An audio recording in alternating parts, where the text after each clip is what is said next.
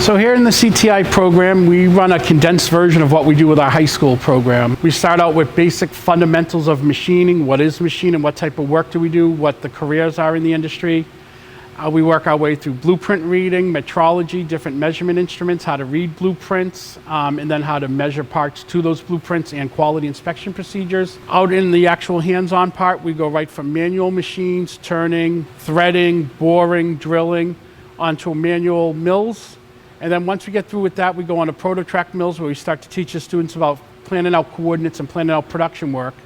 And culminating with CNC, we go into CNC setup and operation, CNC program, and the students actually program a series of parts, each one incrementally adding a skill set that they will use on the machine. So we try to go as much through giving them a background basic understanding of how parts actually get machined and produced, and then being able to translate that knowledge onto an actual machine and have the machine work for them.